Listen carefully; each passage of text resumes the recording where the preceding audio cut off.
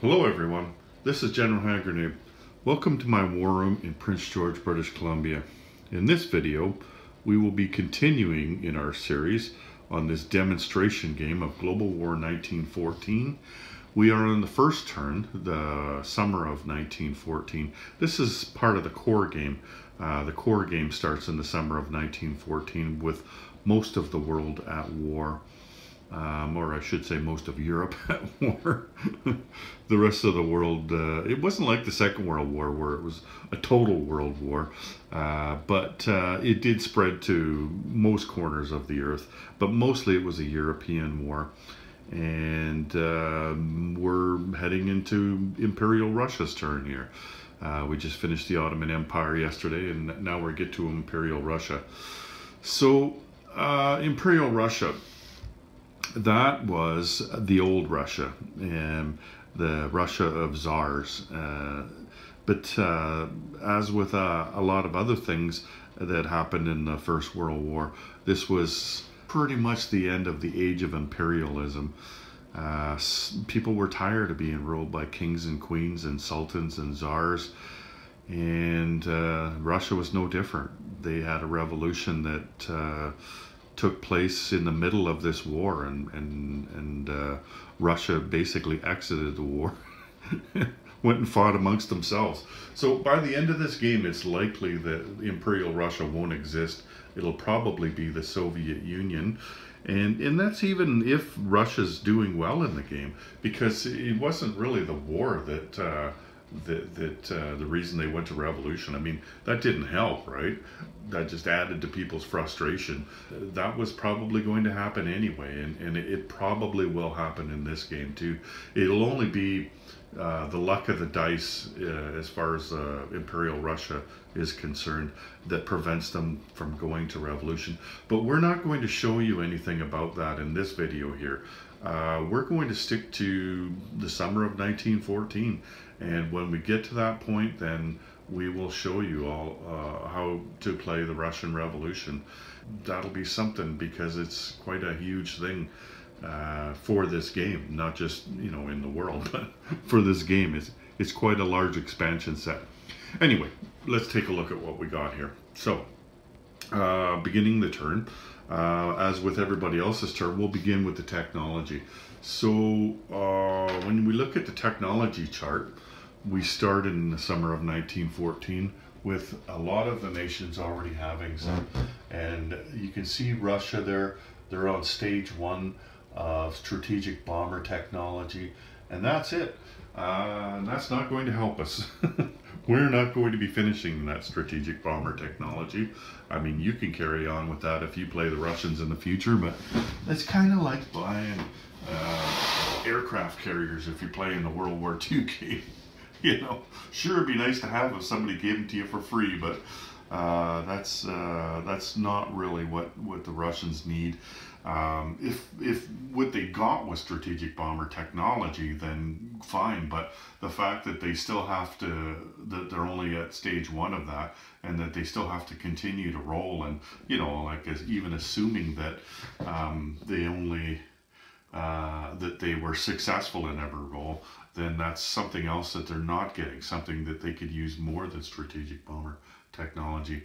Anyway, they also have the option of either putting 2 roundels on stage 1 of 2 technologies, or putting 1 roundel on stage 2 of technology. So we're going to, like everybody else, go for wartime economy, and they're actually going to go all in on that. So let's just grab this thing here.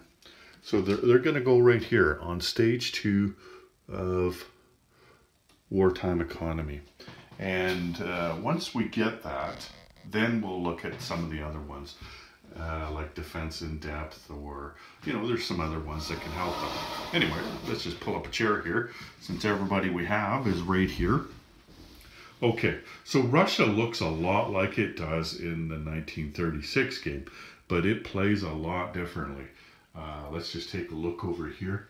You can see there's Primorsky Krai, but we're not going to have to worry about Primorsky Krai, because the Japanese have joined the Allies in this game, and so nobody's going to be attacking us over there. The Chinese are embroiled in their own internal conflict, and the Japanese should be able to take care of the Germans. There's no German transports over there. There's no German shipyards or anything like that. So they're not going to come under threat in Primorsky Krai from anyone. So we'll probably rail those units that are there. We'll probably rail them across to where they can be used. So some things are similar, like the choke points down here in the Caucasus there. They're going to be fighting the Ottoman Empire, so we're going to have to watch that. Although the Ottoman Empire is not that going to be that strong, and they've also got to fight the British. So a minimum amount of doing things. But like I said, it's a bit different because you don't have to place factories everywhere in this game, right? Like you have your manpower icons and you've got them all over Russia. So you can be putting units all over Russia. And I'm not just talking about militia either. Like you can use those manpower icons to put in any kind of infantry, any kind of infantry class unit. You can put in cavalry, or in this case, like this guy right here, that's a Cossack cavalry. That's their elite unit, and it's the best elite unit in the game in my opinion, because it's the only one that goes 2 spaces. He attacks at 4 and defends at 4, so he's really handy, that guy. It's kind of like an artillery that goes 2 spaces. Doesn't have first strike, but anyway. So they're going to be quite mobile. Cavalry's going to be your friend in this game. But again though, with all these manpower icons all over the place, you'll be able to pop up dudes wherever you need them, right? And then you do have a number of factories around anyway, so that's going to help you out. You only have one factory, or one major factory to begin with, and that's here in Moscow. And Moscow is not your capital. Your capital is over here in Petrograd. And if the Russian Revolution happens, then your capital will be moved over here to Moscow. So you could convert one of your factories up to a major factory, like there is the one in Petrograd and there is the one down here in Kiev. You could turn those into major factories, but you know, it's not really that necessary. Technology is good, but I don't know that spending the money for the Russians is really that important. Russia is going to be under siege in this game. All 3 of the Central Powers can reach them, and that's not like anybody else on the board for the Allies. Like France is only under attack from the Germans. Britain is only under attack from the Ottomans and the Germans, and you know. But Russia, though, Russia's under attack from all 3 of the Central Powers, and so they're going to need all the combat units they can get, and probably defensive ones, which means infantry class, right? Here, let's just move this up. So we've started out the game really well in that we've had attacks against us, but those attacks have failed. So up here in Congress, Poland, the Germans threw everything they could at Congress, Poland, and they failed. And they failed quite miserably too. Like there is still 4 units left in Congress, Poland. And then of course down in Serbia there, they were able to stave off the attack by the Austrians. And I think, let me see, I think I've done 4 land attacks in this game, and 3 of them have failed. The only one that has worked out was when the Germans attacked Lorraine, and that's pretty typical of this game. When it comes to land attacks, usually the defense wins in a game unless you go with massive overwhelming odds, and even if you do, your attack might fail. It's not that you've got no units left. In some cases it's just that you run out of time because you've got a limited number of time to limited number of combat rounds in this game. One of the things that we are planning on, and I don't just mean the Russians but all the nations, is that being that we're in the summer turn right now, the very next turn will be the winter turn, and in the winter turn all combat is limited to 1 round. So we know that if we take something, that our opponents, whoever they are, will only have 1 round to take us back. And so that's good. You know, if we know that go ahead of time, then we can plan for it. So there's a couple of things that we can do. We've got all these units, and we can, okay, let's just go for it, and we can attack everybody, the Austrians and the Germans. I wouldn't go after the down here, because they can't even hit down here. Like these guys, militia can't leave their own home territory, and this guy can't reach anybody. So there's no attacking the Ottomans right now. But we could attack, here, let me just set this down again. We could attack both the Germans and the Austrians. Let's move this up a bit here and zoom in. We could attack them both, but you know, the thing is that if we do that, we might be just giving away that advantage that we got. I mean, one thing we could do is absolutely nothing, no attacks. And knowing that defense is better than offense in this game, we could just move all our units around. Like, we haven't had a chance yet. This is our first turn to bring our other units to the front. We could just bring all the units to the front and say, come and get us, right? That's one thing that we could do.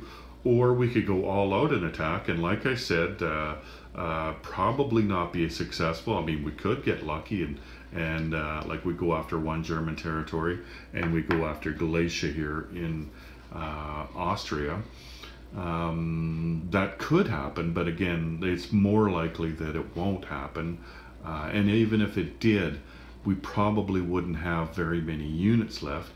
Or the other thing is, and what I'm leaning towards, I've looked at this since yesterday, we could do a combination of the two. So what I'm thinking is, we go after Galicia hard as we can, and we hold the line against Germany. Because when you look at it here, Germany's got a lot of units, and a lot more units than the Austrians do. Whereas the Austrians only have these units here if we manage to take Galicia out. So all they've got is 4 infantry, 2 artillery, and 2 cavalry. The plane here is not a combat unit at this point in the game, so all it's doing is boosting the effectiveness of 1 artillery. Anyway, so that they don't have much to hit back with, right? I guess they've got these 2 guys over here too, so that's another thing. So there you go. They've only got 8 units in total that they could hit Galicia back with. So we might be able to hold Galicia, especially considering they've only got 1 round to do it in, right? It's going to be winter time. But over here in Germany, they've got 4, 8, 12, 19 units in Germany on the front. And so going after Germany would be a lot more difficult, and they would have a lot of units to come back at us with, right? Even though it is the winter turn, they could still hit us pretty hard. So that's what I'm thinking. That's what I think I'm going to do, is we're going to go after Galicia, and we're going to hold the line everywhere else. And that'll be our only attacks. But before we get to that, we have our technology roll, because we do have that one. Here, let's zoom back out again. Otherwise I forget to do that. And here we go. And then I think I'm in the camera, but I'm not. So we're going to go for that wartime economy. They need a 7 or more. And we got a 1. Okay, so that's no good. Now, we're not doing any diplomacy. We're not going to pay for any diplomacy rolls. If we do get Galicia, though, we're going to get a free diplomacy roll, which is nice. So let's move around here. I don't have my battle boards. We don't have the new player aids.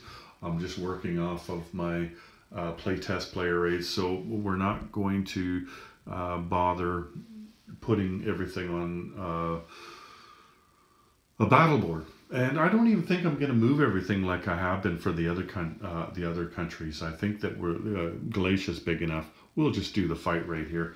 Oh, before I get to it though, over here we have 18 IPP that we start with. So what I did was I bought 6 infantry, and then we've got a naval infantry. He was in the place units box. So we've got a naval infantry that's going to go on the board as well. Anyway, let's move around here. Galicia.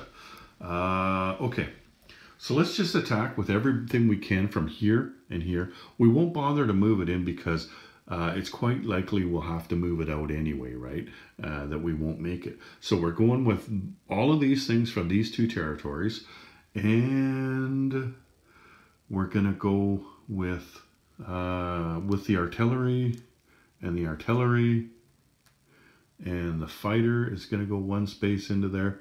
We don't have any balloons, which is kind of a shame, but let's go with 3 of these infantry as well, okay?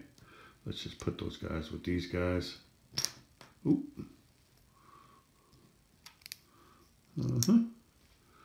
And since this cavalry here, they're not great on defense, we might as well take him on offense as well too, right? So let's move him in there as well. And I think that's it. I think that's all we can reach with. Yep, I think so. Okay, and there's no rivers, there's no mountains, nothing like that. So it's all clear sailing to where we want to go. Here we go. First strike, that would be the artillery. And they've got 2 with no observation, and we've got 4 with 1 fighter. So one of our artillery is observed. We'll use the red dice for that, and the other 3 are unobserved. So we got 3 at 4 and 1 at 5. And all 4 misses. See, this is why I didn't want to attack with everybody. And then we've got 2 Austro-Hungarian artillery at 4 and 0 hits. Okay. So then we have 5, 6, 7 infantry with 4 artillery.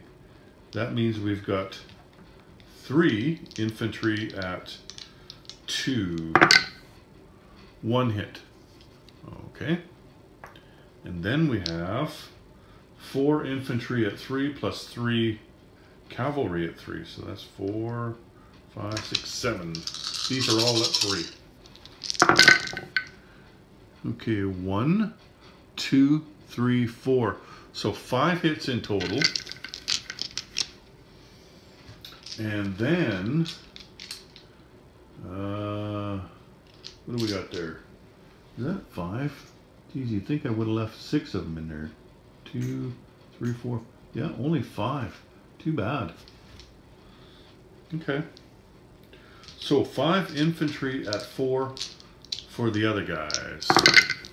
For the Austrians. And 0 hits. Wow. Okay, so 4 off of them. We might as well take the 4 infantry since we don't have a trench line anyway. Okay. So let's go again. So we've got 3 artillery and 1 observed artillery. So 1 hit, 2 hits. And that's the end of it. And they have 2 at 4. 1 hit. Wow. That was pretty harsh. Okay. Take that guy off. Here, let's zoom this around. So I've taken 1 infantry off for the Russians. Okay. Let's take these guys out. And let's take these and 1 of these off and put 3 chips on. Okay. There we go. And this is an infantry. And there's the other infantry.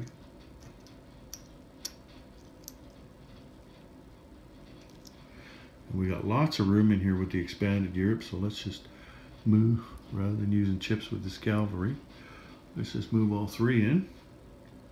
So that's pretty cool. What do we got here? 1, 2, 3, 4, 5, 6. We couldn't have done any better there. 6 infantry.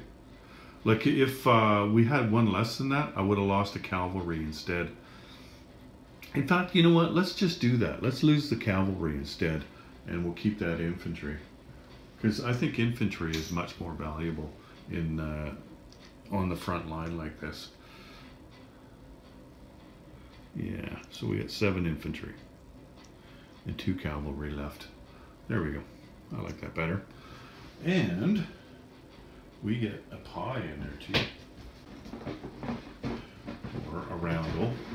I prefer the term pie. Okay, there we go. And what's that worth? 2. So the Russians go up 2. And the Austrians are going to go down 2. We'll get to that. I've got to go around the other side of the board. Let's just finish our moves first. So let's move this back a bit so that it's not in my way. Now then, see these 2 territories here, we don't have to worry about them because they're not on the front line. And the Turkish Straits over there, you can't get through them with a transport. So I don't have to worry about anybody getting to those 2 territories. However, we don't have to leave that guy in the Crimea either. You know what? Let's put him on the transport here and take him down to Transcaucasia. There we go. We've got a Cossack from the Donetsk-Kuban region. That's where they're actually from, I believe, if I'm not mistaken. So let's move him up 1.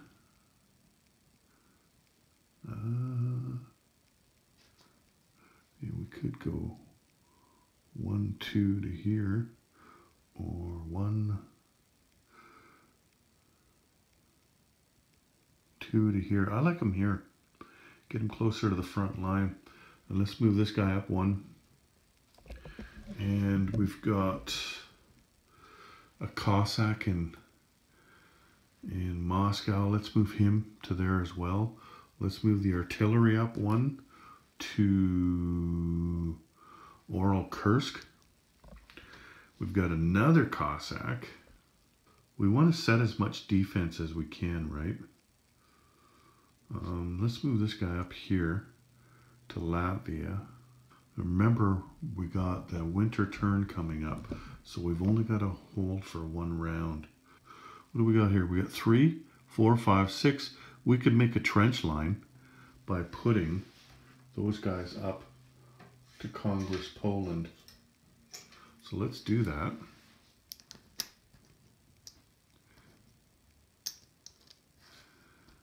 There we go. We've got a trench line up there. But that means that there's nobody here. That's no good.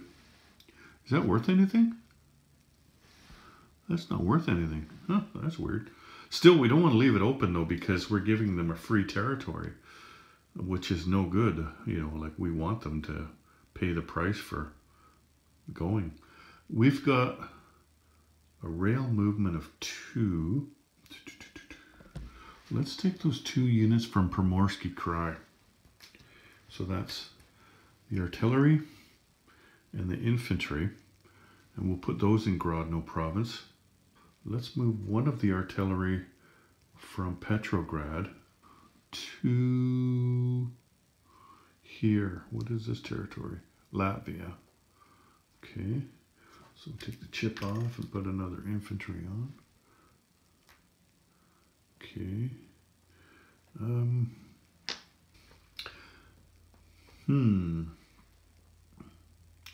Actually, let's leave the guy back here. Yeah, let's do that. I'll show you why. Let me see. Yep, okay. Okay. Now, we've got all of these militia here that are not doing us any good. Let's just move this guy over here. Move this guy down here. We've got one in here. Let's go to Oral-Kursk with him as well. I would take this guy, the plane here, but to be honest with you, this is our capital. If they take our capital, then we go to revolution immediately. And we don't want that, right? We can't forget to cover our capital. We've got this guy here that can, there's a territory in between there. Let's move it here anyway. Karyala. We've got a guy up in Kola. Let's move him down. Just like the 36 game, lots of movement on the first turn. There's a militia in Novosibirsk. We're just going to move him up to southern Kazakhstan. So we moved him up there. Okay, I think that's it. So we're going to put our naval infantry. You know what? We should put him in the Crimea. There's a, see, there's a mark or a manpower icon there. So let's put him there. Now we have got 6 infantry. So let's put 1 here. Remember I took the 1 guy off? Because I remembered that I bought a bunch of them. So 1 and 2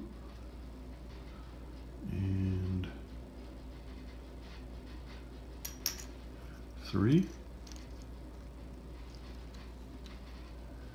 and 4 in here. I'm just deciding. See, I've got 2 infantry left. Do I want to put 2 of them here, or do I want to put 1 down here? I think let's just play it safe and put 2 of them up top there. There we go.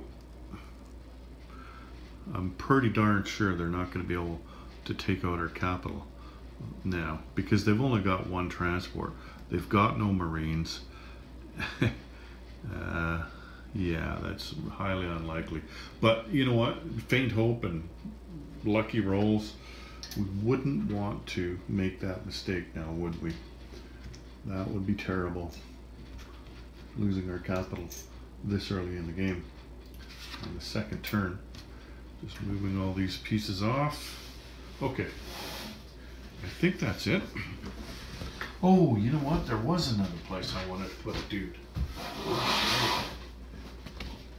That is right.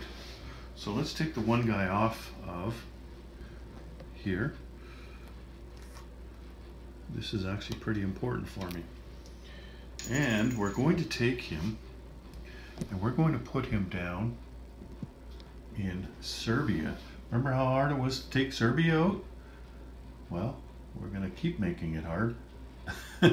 Because all they got is these guys and these guys, because these guys are going to want to go this way, right? So that's going to make it difficult for them. Anyway, there we go there.